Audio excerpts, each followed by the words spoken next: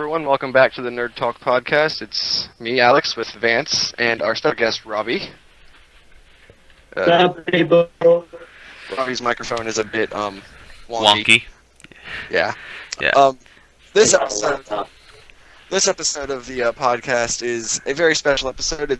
We usually have kind of themes for each episode where we try to stick to one topic, but for this one, not so much. We're kind of just bouncing around, just different questions, trying to keep each thing, to a minimum. Try to take at least 5 minutes for each topic, depending on how much we talk about.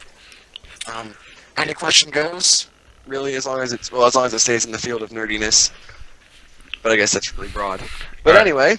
Well, I guess right off the bat, we'll start off with one that we received from a friend on our Facebook page.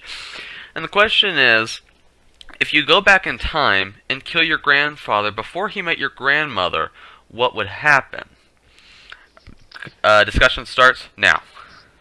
Alright, I read a book by Michael Crichton, the same guy that wrote Jurassic Park, where people go back in time to the Middle Ages to try to save scientists that they work for or whatever.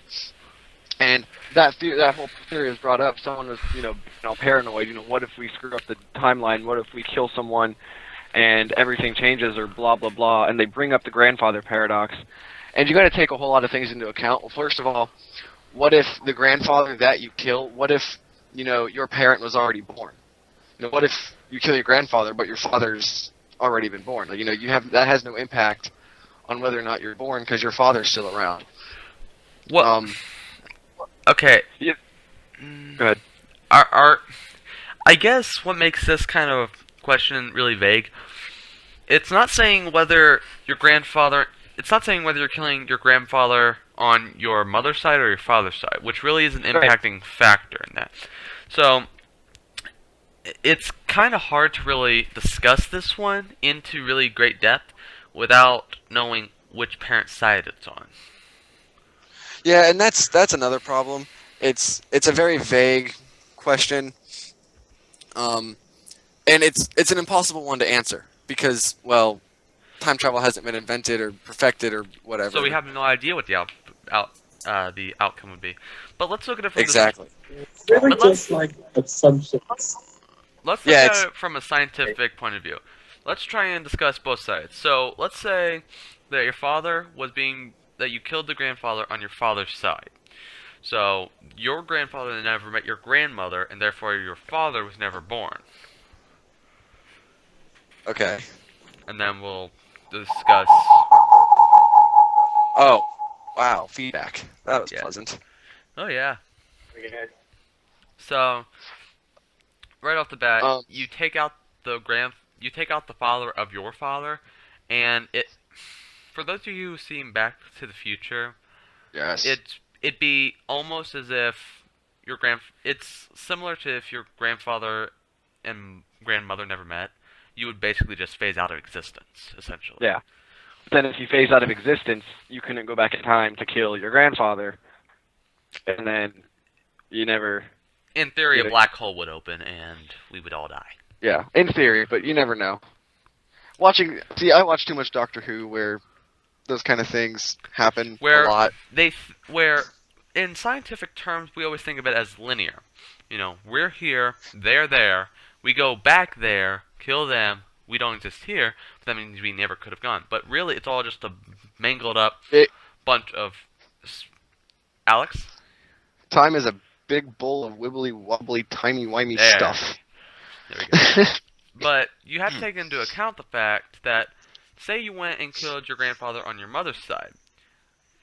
What I think where we got kind of confused there is, we think that if our father doesn't exist, we never would have existed. But I think the same can be said if our mother never existed, we never would exist either. It's the same for both sides. No matter which grandparent, you can keep it vague as much as you want. Because if your grandfather was never born, you couldn't be born because your parent was never born. So it doesn't matter which side you go on. But of course, with that, you never would have existed to have gone back in time. So. Right, and then that's where the whole paradox thing sets in because now you're just never existing, so you can't go back in time to kill your grandfather. Therefore, he still survives, but you couldn't have killed him, so now he's alive. Right. And since you didn't kill him, and since he's alive, now you're back, and it's one big loop. No, I've gone cross-eyed. I think there's one thing you guys didn't really cover is that it takes two to make one of us, but even if you kill one of the grandparents, go back in time and kill them, you still have half of yourself still living on through the other parent. Yeah, but it wouldn't be your whole self. You couldn't theoretically be born as you are now. Because And everybody is unique, and if you, Yeah. let's look at it from a much easier perspective. Say it was your mother and father. You kill your father, you don't get your personality's probably changed, your unique look is changed. You're basically not you anymore. well, If your yeah, mother, and you don't exist. That's the thing. So therefore, we're right in saying you were never born because you took out half of the equation. Well,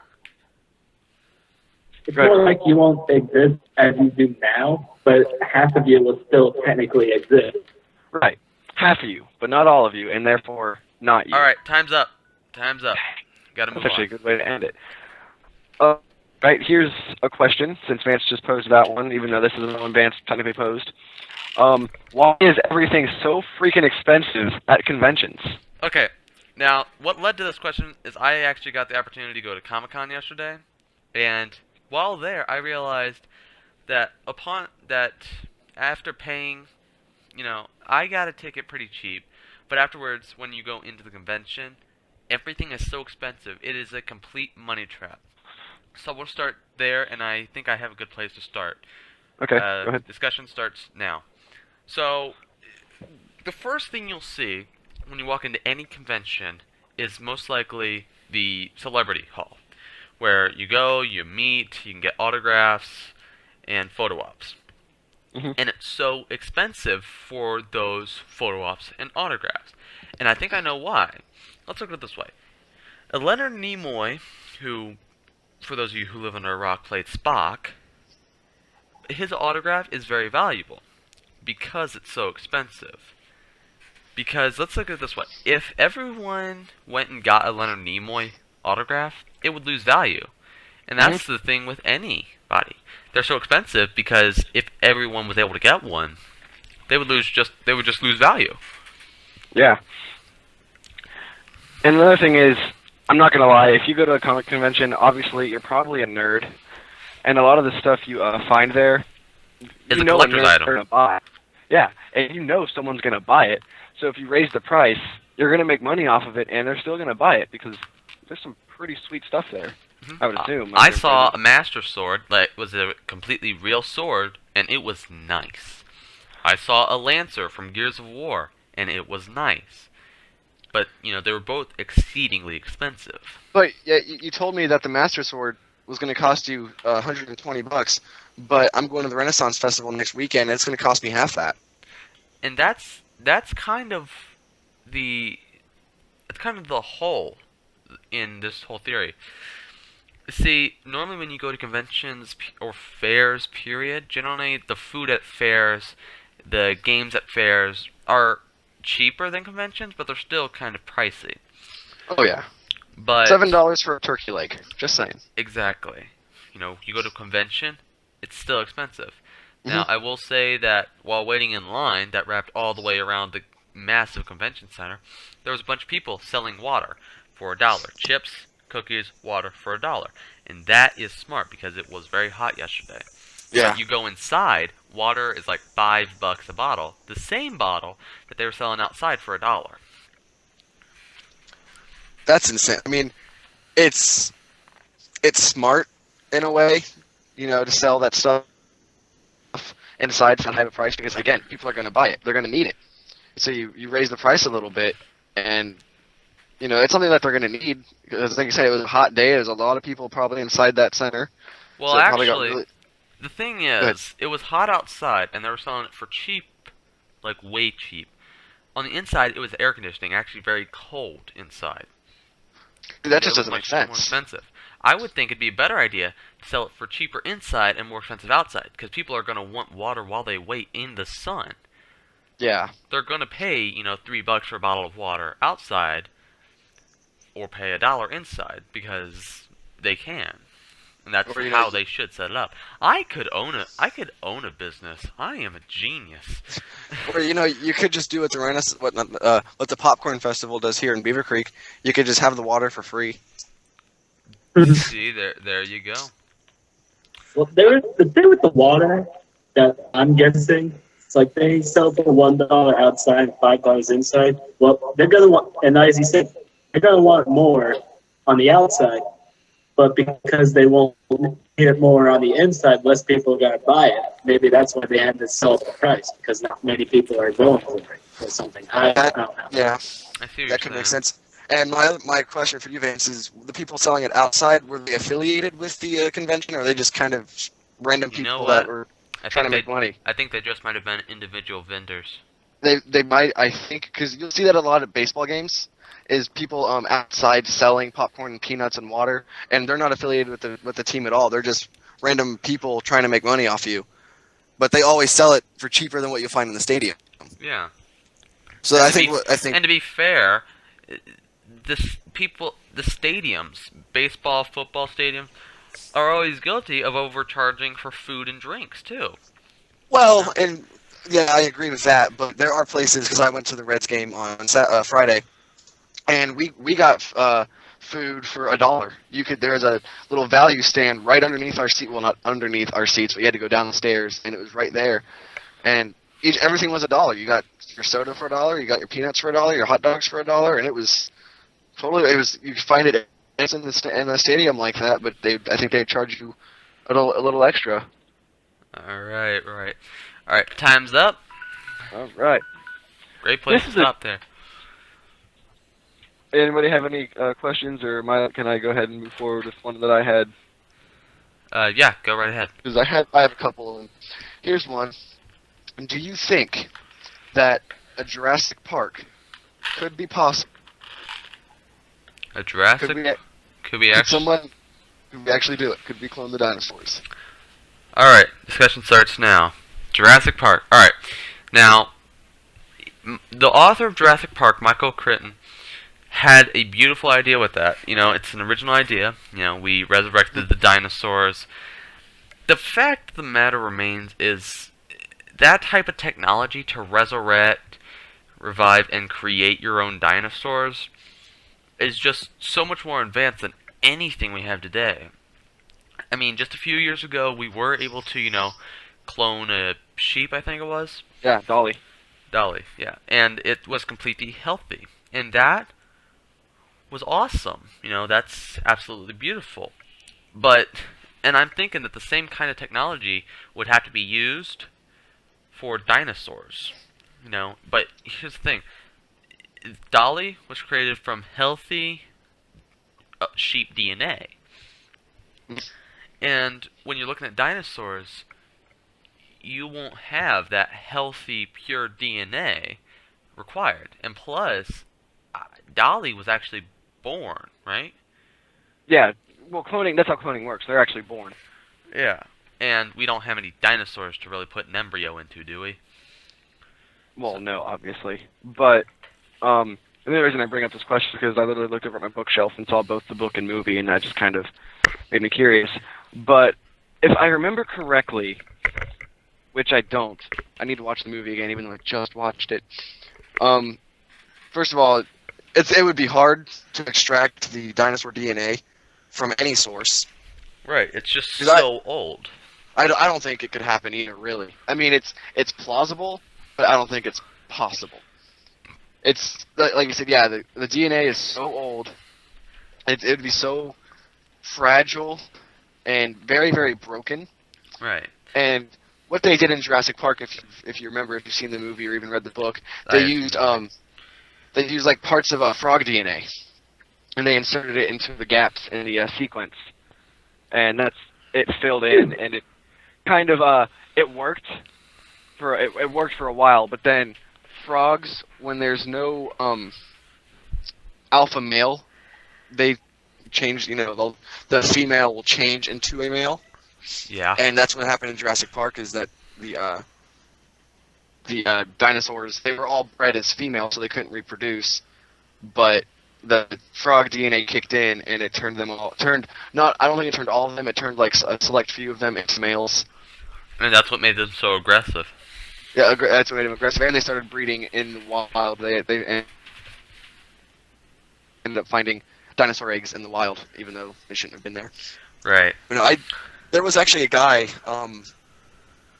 in junior year when we were juniors who was actually hoping to fund his own Jurassic Park, and he was like some sort of billionaire, and he was going to try to make Jurassic Park a thing. See, Now I don't know if he's ever seen the movie and read the book and know what happens, but well, I guess dang. to all their own, I guess. Yeah, if he wants to spend that much money on an island and make dinosaurs, I'm not going if he does. Oh no. See, That movie enough even times. if we had the proper technology, the process itself is probably so expensive. Oh, it would have to be. Cloning is not easy, and it usually ends up in a failure. Exactly. There's another thing that kind of pops up in my mind, is that it's like, is Jurassic Park possible, or can we do it? My question is, would we really want to do it? That's a very good question. Now, the thing is, you could use it for scientific reasons, for research. Instead of going to a museum and studying the dinosaur bones, there's the live specimen in front of you, and you could understand, Earth's past, and by understanding the past, you understand the future. That kind of cliched phrase, but it also raises the point: these dinosaurs are being bred in an era different than their own. So will they actually be acting like dinosaurs did 65 million years ago? Exactly. And could they survive in our environment? Because it's vastly different than it used to be. That's true. Right. I don't know if dinosaurs, if they could do it, if they would survive. Right. I gotcha. And then there's also the problem of having time is up. Finish your thought. The giant T-Rex running through New York City or something. We don't need that. Right. Alright, so I've got a good question for you. We always hear the phrase, music's always seemed better in the day. Why is that? Okay, I am tired of hearing that. I'm tired of people, degrading modern music. Now, I'm not saying that all modern music... And I'm talking, like, video game music. Oh, video game music? Then I don't fucking know. I don't listen to video game music. Well, I do, and Alex, just go along with it. Alright, discussion starts now. Alright, so when you think about it, video game music, like, when we're going back to NES, it had one track of music. It didn't have, like, four different tracks all played together. So it was so much easier to remember. And that's where I think it all started. Yeah. Like Halo, it's got a very simplistic male's chorus theme. That's very easy to remember, very simplistic, but memorable. So I don't think that video game music was better in the day, I just think it was more memorable, and that's why people think it was better. And it's also like super catchy and stuff. Like, who doesn't know the Super Mario Bros. Theme? Exactly. Yeah. Yeah, even the new Mario games today, they still have the exact same thing they had it's more back when they modernized. first started. Yeah, it's more modernized, but it's still there. It's still very modern. Just because it's classic. Yeah. And it kind of goes back to the old phrase, if it's not broken, why try to fix it? Yeah, don't fix it. If it ain't broke, don't fix it. Bingo. Why fix what ain't broke? Like, honestly, what I only think of, like, the Mario theme song, to me, is the most famous piece of video game music. As soon as you hear those opening notes, you know exactly what you're hearing. Yeah, by far some of the most popular music is probably Super Mario Bros., The Legend of Zelda, and Halo. Oh, yeah. Now, Halo obviously Without a came doubt. long after Mario ever came around onto the scene. Right. But it's just because they've remained so simple and easy to remember. And I think another good piece of video game music from what I've listened to is One Winged Angel from Final Yes. Fantasy. I mean, Final Fantasy VII. yeah, I only know that I only know that one because of Robbie, because I've never played Final Fantasy. You know, But I've see, never played Final Fantasy either, and I don't even know that song. but I've never, like I said, I've never played the game, but I know the song, and I associate that song with Sephiroth. It's the theme song to him. He's one of, I guess he's a villain or something. But Yes. video game music is pretty impactful because you sit through hours of it. It's not like a movie where Right. you sit through hours of video games, and as soon as you hear that music, you know exactly what you're hearing. And you know, it kind of goes back to people always saying that video games, period, used to be better back in the day. And it kind of goes back to the same thing. Super Mario Bros. So simple. Save the princess, jump, run. It was simple. And sure, it was linear, but back in the day, people didn't know anything besides linear. And I think that's where that question kind of arises. Look at the game that came before. Oh, that wasn't linear. That was just one screen. Right. I'm not gonna lie. I don't understand the people that say that video games back then were better. I think that our generation's video games, you know what we have now, Halo, Call of Duty, all that stuff, I think it's better because it challenges you to make more decisions and to think on your feet. I mean, with Mario, all you're doing is really pushing the right arrow and hitting But A a couple times. you have to give Mario some credit Because it's the best-selling video game of all time for a reason. I'm not trying to degrade Mario at all. It's my favorite video game. But it's the best-selling video game for a reason. It was so simple, and because it came like pre-packed with every Nintendo Entertainment System. Right, and I'm totally fine with Mario. I love Mario. I have the new one for DS, and I play it all the time. But nowadays, video games are much more complex. They're deeper. And they look honestly, better too. And yeah, I'm a big advocate of graphics do not matter. That is my number one rule when it comes to games. yeah, But yeah. but I've been playing a lot of Infamous Second Son. It looks beautiful. It plays beautiful. It's everything I came to know from the first two Infamouses that were on the PlayStation 3. And it's got a morale system that's, true to the game. And that's where the kind of, what should I do? Split decision kind of making there. That's where that all comes into play. And I agree with you. Video games may not have been necessarily better back in the day, but they were certainly up there. They remained simple, and they were still really good. So, I think this is more of like an opinion-based question, so it's like more on the individual taste, like what they like and what they like. alright, time's up. Gotta move on to the next one. I think I have one that we can kind of discuss since we're all relatively familiar with the topic. Where do you think video games would be if Dungeons and Dragons was never created? Huh, that's a good one. Alright, Well, discussion starts now. If you ask... Well, Oh, go ahead, Robbie. Go ahead. well, as we all know, Dungeons and Dragons was like the original role-playing game, and all role-playing video games stemmed from that. So you would pick out like a vast amount of most of the games that are out there, like Final Fantasy style games. Those would be gone completely. And then you got Dragon Age, the Star Wars RPGs. All these kinds of games would just be like gone, or they would be more delayed in their making, or a little less creative. Yeah, there's a very good possibility that we would be much less advanced in video games, Well, Dungeons & Dragons is, like Robbie said, the first role-playing game. And that would take out some games like a really big one was Fable, and a lot of modern games, like Daisy and, I don't know, I'm trying to think. There are a lot of modern first-person shooter RPGs that probably wouldn't exist if Dungeons & Dragons was never made. Because it was such a beautiful game. It was so open-ended. You were free to make your own story. Just beautiful.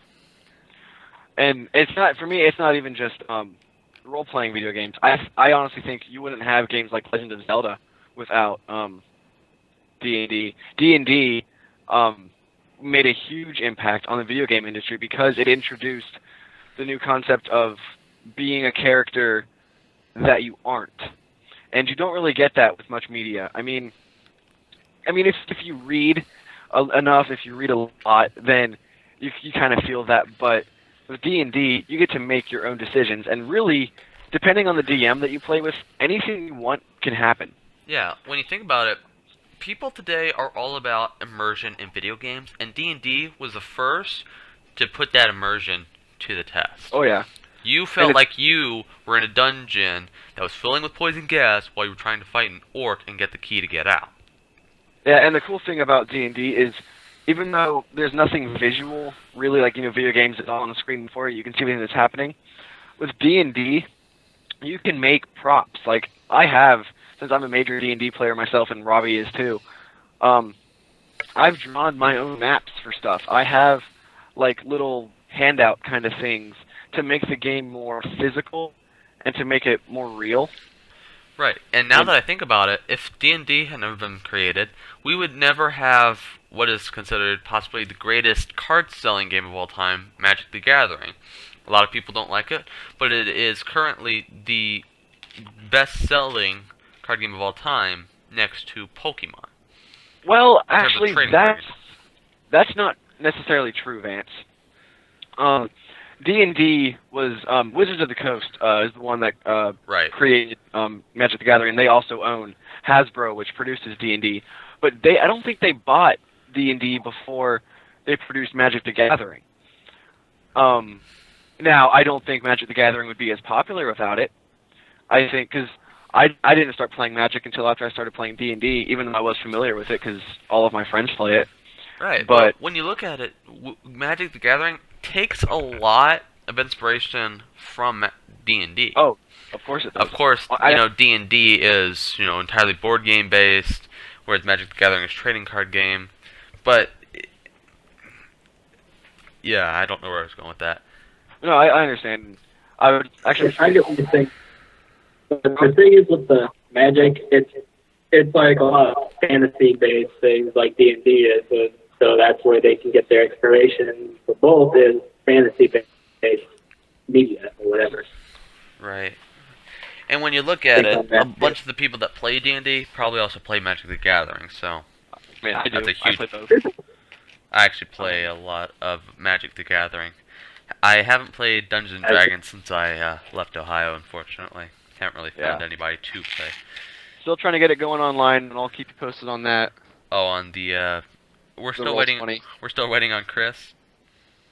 Kind of. I'm just kind of trying to find a big enough. Well, not too big of a group, but a big enough group. But yeah.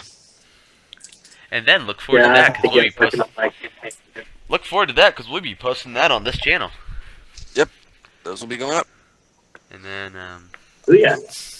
so we got anything more to add to that one? All I got to really say is that D&D is, and I'd actually argue that D&D is probably the biggest influence on the modern fantasy genre. Right. But that All could be a topic for another discussion. All right, time up. Next question. Do you have one? I do have one actually, Okay, perfect. and I don't know how well you're going to be able to answer this because you're not really into that whole genre. Video games today, while much more advanced than they were 20 years ago, are linear. A lot of your like Call of Duty and stuff look outstanding, but they're so linear in design. My question is why? Discussion starts now. I think it kind of goes back to like what we've said before. If it isn't broken, why fix it? Because a lot of people like the linear kind of style, so that's probably why they work into that with those games. And you see, the problem with being linear, you feel, in my experience, you feel confined to do what the game wants you to do. And you see, like in Black Ops 2, they kind of got in the right direction, where it was pretty decision-based. Like, at certain points in the story, you could change your outcome and everything, and it would actually change the ending of the story or what happened later on in the game. And they moved in the right direction, but they kind of just pulled it back quickly after. And it's one of the things that I know millions of people, millions of people play Call of Duty on a daily basis. But I think that it's one of those games that's just it's mind-suckingly bad. Well, the thing that's difficult to deal with the FPS games is that they're not really played for their story. They're played for the multiplayer action, for players to test their skills against one another. Right. They don't. So the people who make it don't really work on the campaign itself. So they just keep it as simple as possible. So they keep it linear, as you say. And that's the problem with a lot of games. Like, for instance, I cannot stand a game that is multiplayer based. The one exception to that is Titanfall. I've been playing a lot of Titanfall lately, and I love it. And it's only multiplayer.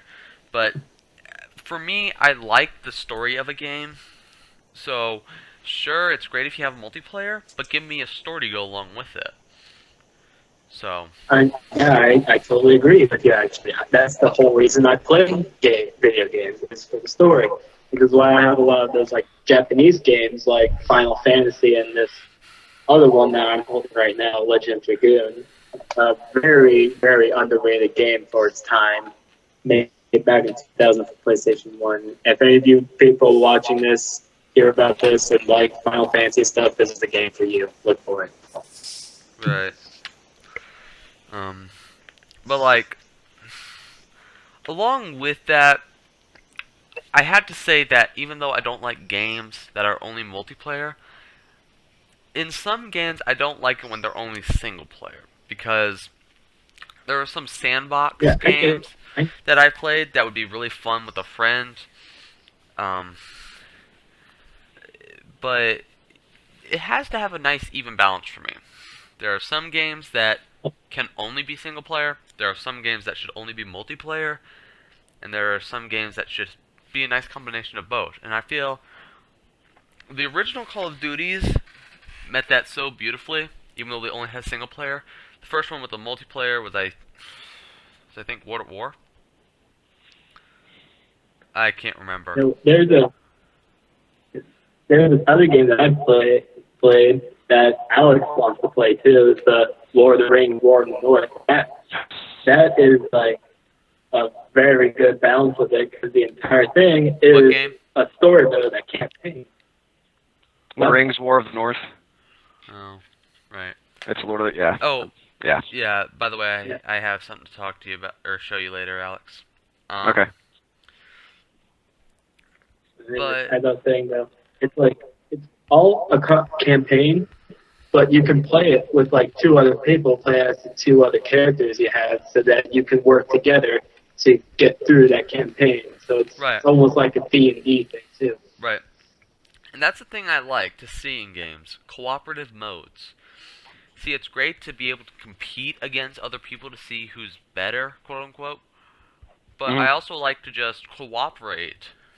Like Portal did it beautifully. They didn't really have a competitive mode, but their multiplayer co-op mode was beautiful in Portal 2. And that's what I think a lot of games should really focus on getting back to. Yeah, because like, everything nowadays is just like, hey, it's the multiplayer, and now every time when everyone thinks multiplayer, we get to play against these people and beat them. Yeah, it's like, why not? No, make it cooperative. Make people work together. Time is up. Move on to the next question. Anybody have a question? I did, and it ran away from me because we were talking about video games, and I just kind of zoned out because I don't play video games.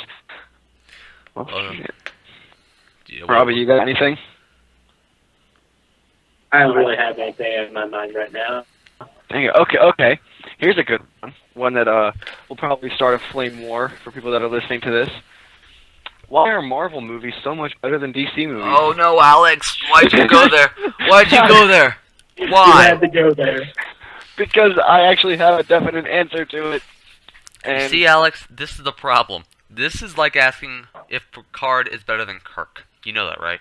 I don't know if Picard is better. Anyway, Alex! but no. Hear me out. Hear me out on this. Hear me out. Alright. Discussion starts now. If you spend enough time on Tumblr, like I do, which I never actually get off of Tumblr, you'll find that Marvel is more popular than DC. In both senses of the comics and the movies. In fact, even on the comic book group I'm on Facebook, Marvel tends to be the biggest, it's the biggest thing. And I think it's because the Marvel Universe, in my opinion, is more expansive. I mean, there's a lot going on in the Marvel Universe at any given time. Definitely.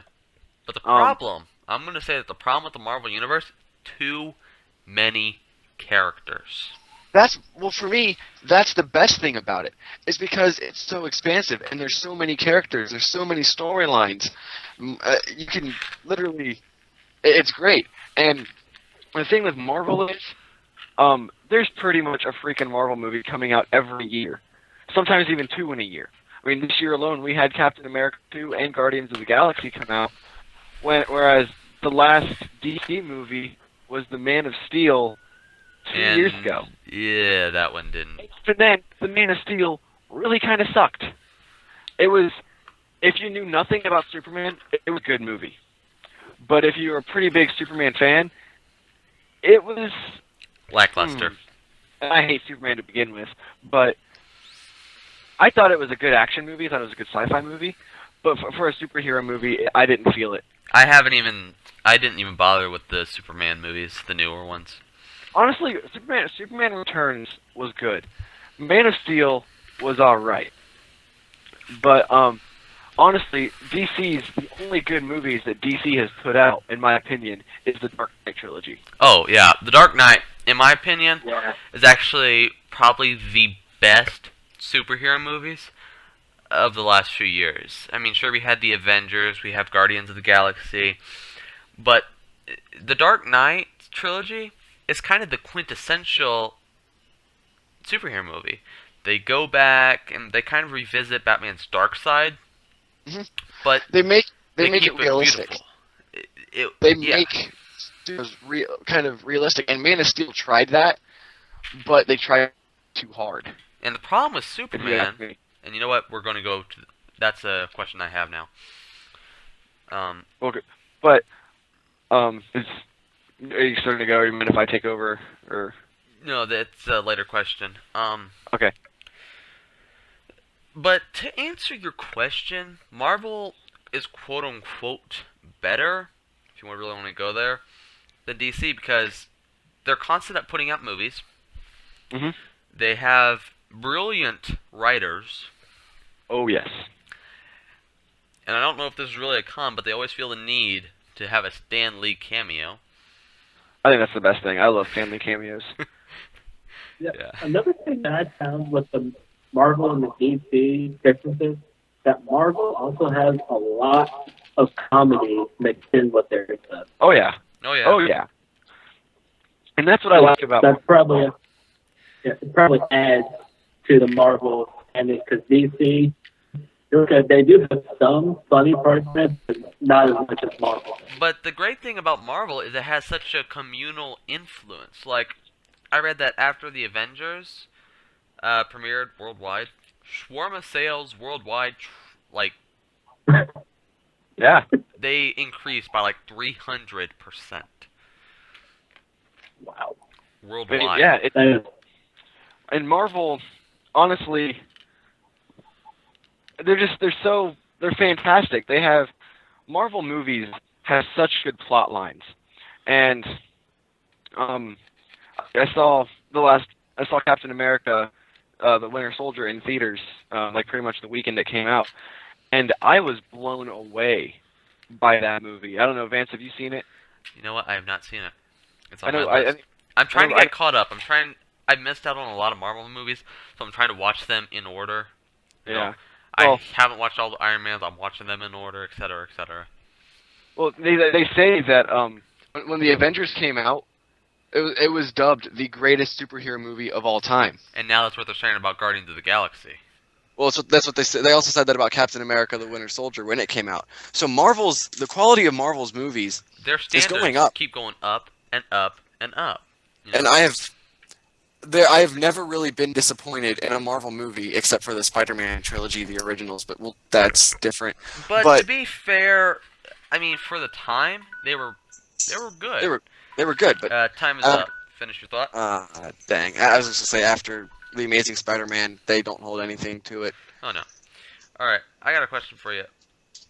The problem, Okay. it's more of a topic. The problem with Superman. Oh God, everything, Discussion starts everything. now. Oh, jeez. Let's broaden it out here. The problem with Superman starts with he's too indestructible. Yeah, he was like one of the first superheroes. They're just like, screw it, let's give him everything. Let's give him heat vision. Let's give him super strength. Let's give him Ice breath. ice breath. Well, actually, there's But the problem. an interesting. Go ahead, Robin. Go ahead. Wait, let me talk. No, go ahead. No, go Robin, ahead. Go ahead. You've been trying. Go ahead. All right. Well, the thing is, I was actually watching like those death battle videos, and they did a thing with Goku versus Superman, but I've also heard a lot of speculation on how it was false and crap like that. But interesting thing that for Superman is that he really isn't indestructible. It's not just kryptonite that can kill him. It's that he gets his powers like from the sun, Yeah. and unless That's it's a another problem. red sun, then he doesn't do that. That's But if he spends enough time like out of the sun and he gets humbled, he could actually get killed. Yeah. like, I don't know how old Superman can live to be. I don't know either. Does anyone know that? Does anyone know how Actually. long? Because if he can live indefinitely, eventually the sun is gonna explode, and then he's screwed. I'm actually Well, I'm doing that right now. Google that. because I know. And then I you wanna know, and then Superman his weakness is a green rock. Yeah, that Yeah. is not wrong. And I mean, they made him indestructible, but his one weakness is a glowing green rock. And to me, that doesn't sit right with me. It just doesn't. Oh. well, they had to give him some weakness. But a rock. I'm sorry. Hey, It just You doesn't know, sit they right with me. came up with this like back in the 40s, I think. So I guess. I suppose. they It doesn't they really just say. picked that. Doesn't say. Yeah. Yeah, it doesn't really give how long he would be able to live. But I just think I've never really liked Superman just because of his freaking invincibility to like everything. But and even actually in the original like when he first came out back in the 1930s, whenever it was, really he couldn't fly. He could actually only jump really, really high. Right. Which is why they say able to leap tall buildings in a single bound, because he can just jump. And they actually give a nod to that in Superman Returns, I think it was. Yeah, in Superman Returns, he was running through a cornfield and he would jump, and he would go like really, really high and then land. But then he ended up like developing the ability to fly. You see. Interesting. Yeah, interesting. See, what I'm looking at here is the Dark Knight trilogy. They kept it real, right? Yeah. Because Batman is not really a realistic character when you think about it, but it's a realistic idea. Mhm. Superman being invincible is not when you think about it, is probably not a good idea or a realistic idea to put into a movie format. Because it's too hard to make it realistic enough for people to actually truly enjoy it, like they did with the Dark Knight trilogy. Man of Steel barely pulled it off, but honestly, that was, It's not what we should. I haven't seen that. I'm not even bothering to see it. Honestly, if you haven't seen it, I would kind of recommend it. I thought it was a decent movie.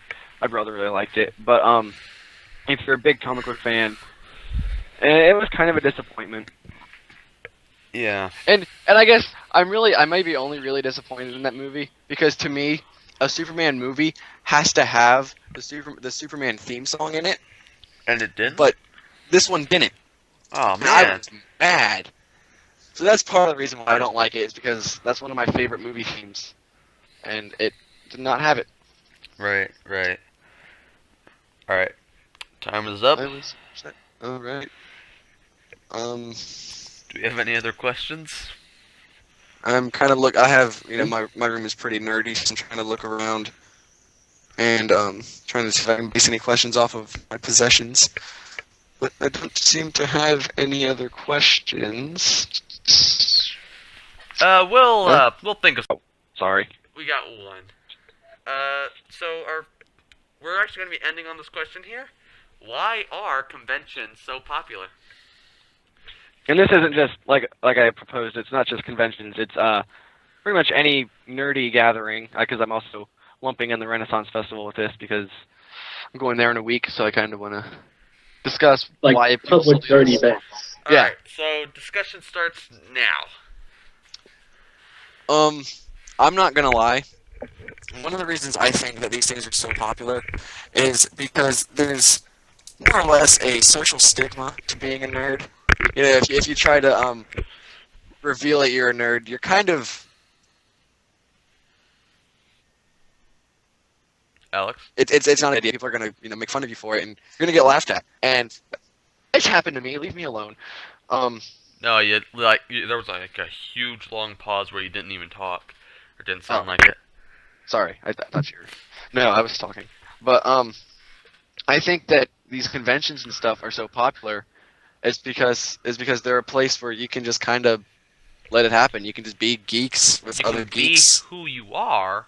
Yeah. Exactly. And it's not just like Yeah, for there's a- Comic-Con, what makes Comic-Con so big is they have a bunch of celebrities there, geeky celebrities. That's part of it. But it's also a place, it's a safe haven for nerds. Mhm. And that's really what really acts as the main factor for why Comic-Con is so popular. Yeah. But when talking about the general con in general, you have the Renaissance convention, we had a Greek festival just down the road. It's just a haven for people that enjoy that to hang out with other people who aren't going to judge them for liking whatever that convention is about, if you followed that. I gotcha. Yeah. Rob, I mean, it's a place where it's like places where nerds go to meet other nerds that like the same things, so they can make more friends. I totally agree with that because honestly, I've met some really cool people at Renaissance fairs, or at the Renaissance Fair. I've only been one other time, and it's always a fun time. Being around people that share your same interests and being around that thing that you love so much. It's great. Yeah. Yeah. Yeah, and like Comic-Con, it's always fun to see the outfits that people have created themselves. It's awesome. But at the same time, it's kind of annoying seeing 20 Deadpools while waiting in line or 15 Spider-Mans at a single kiosk. So there is that, but it's just kind of fun they're to just see. so popular. You're gonna have to expect people to do that. It's just really fun to see how many people truly enjoy that topic. Yeah. And that's the thing with the Renaissance Festival as well. You'll see a lot of people there just probably dressed normally, but then you also see some who really get into it and dress in Renaissance style clothes because they love it so much. Oh yeah. Well, I think the best thing about the Renaissance Festival sometimes is you'll see people dressed as the Doctor, and it's so it's funny. Well, because it works. You can make it work because he's a time traveler. So you could say that he's there from. He's just traveling through time. And speaking of which, I was very disappointed because I saw so many doctors yesterday, and a bunch of them were not wearing a fez. It happens. But go ahead, Robbie. Yeah. For Renaissance festivals, what I think would probably be funny is if you could someone to dress up as a Black Knight from Monty Python. Yes. Yeah. Robbie, what we have to do? Why hasn't anyone thought of that yet? You know what we've got to do, Robbie, if we ever go to a Renaissance Festival together? We need to break out our Marty McFly and Dr. Brown costumes and go to a Renaissance Festival and act like we've been trapped back in time. I think I still have that white thing in my room back home. I think I have my costume somewhere around here, but that would be so funny if we did that. Yeah, That would be beautiful. What we need is a trip down to DeLorean to arrive in. Yeah, Yeah. that'd be great. No, if you can't tell, I'm super excited to go to the Renaissance Festival next weekend. I think he might even be Yeah, more I wish excited I about. could go, but I think he might be more excited about going to the Renaissance Festival than I was to go to Comic-Con. Oh, dude, you have no idea, because I've only ever been to the Renaissance Festival one other time. That was 2 years ago. And when I went, I had the intentions of buying a sword, but I didn't know you had to be 18 years old to buy a sword. But Well, now Alex, you're old enough. where I'm drawing this question from is Renaissance Fair has come to Beaver Creek for years. This is the The second. Renaissance Festival has never been in Beaver Creek. It's been in the area. It's It's been. been in the, it's half an hour south of us. Yeah. Well, for starters, Comic-Con has always been on the other side of the country, for me at least, until 2 years ago. Now you're there. Now you can just like walk there. But still, I've always wanted to go to Comic-Con and always had to go across country to go to Comic-Con. Now it's here, and yet you could have gone, half an hour just south, and you could have been at the I Renaissance. couldn't. Because, first of all, I'm the only one in my family that's interested in that kind of stuff. And I don't think my parents would be willing to drive me half an hour south to go there. All right. They come back like 7 hours later to pick me up. All right. So, no, I couldn't just go whenever I wanted. Thank you. All right, we'll discuss it later. Time is up. All right. So that was our first Ask Anything session. If you like this kind of format, I guess, let us know, and we might do it again. And any final thoughts, gentlemen? Nope. I think this is a success. This is going to be pretty awesome. All right. I'd say this was actually pretty fun. I like being on here. And if anyone has any anime-related stuff, you can feel free to call me in because I'm kind of fluent on those things. Right. Well, yeah, I also have a YouTube channel myself. Right. Well, thank you, Robbie, for joining us. So, we really appreciate having you on. It was a good time. It was fun. no problem, guys. And I think we're good. So, like I said, if you like this format, let us know, and we'll probably do it again, even if you don't like it, just to get under your skin. Yeah, because I like this idea, and that's all that matters. And until next time, my friends, stay nerdy.